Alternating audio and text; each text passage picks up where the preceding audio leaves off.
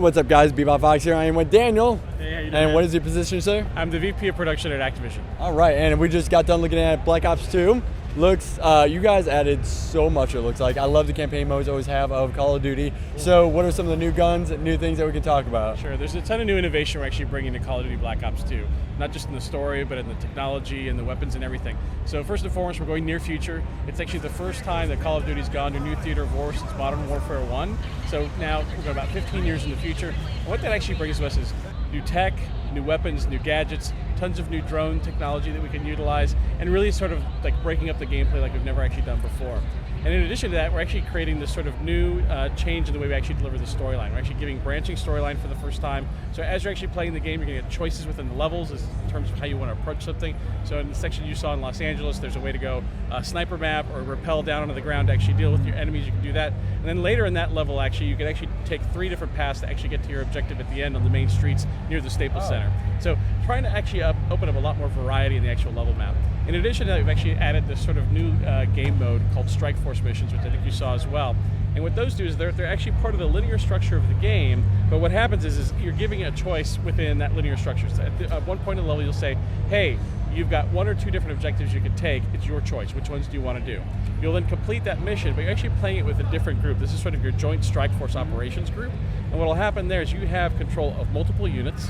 You also have control of drones, quadrotors, claws, which is the big sort of 4-legged. They were so cute. Yeah. The claw dog things. Yeah. Oh my god, I love that. But the fact that even if your units die, it's not over. You play with them dead. I kind of like that because you guys are getting away from keeping it that linear. That's right. Well, the way those missions work is actually you could play them in an Overwatch RTS style. You could play them boots on the ground, first-person shooter mode with one guy, or you could switch around the units any which way you want. But there is a pass and fail way to actually deal with those missions. And if you fail, actually the story will go on. But it'll have a consequence later in the actual campaign that, you know, if you passed or failed, it will change something within the campaign. Okay, I'm loving that. Now, I have to ask you about multiplayer.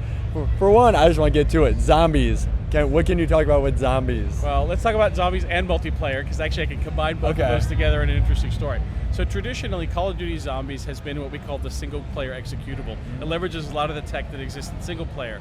This year, the team at Treyarch has moved that zombies over to the multiplayer technology. And what that does, it actually offers us a lot of opportunities. One, more players to actually play with, more zombies, and changing the way the game modes work for zombies. So traditionally, zombies is a 4-player co-op mode. Yeah. We're going to still have that this time around, but in addition to that, we're going to offer new opportunities for players to play with zombies in a different way. So imagine that you and your 4 friends versus me and my 4 friends versus a bunch of zombies. Okay. That's just one example of what we're talking about. And then if you look at Treyarch, they've constantly been innovating in what they're doing in multiplayer. I think last time around we had combat training, we had theater, which was the first time we introduced that sort of concept into Call of Duty.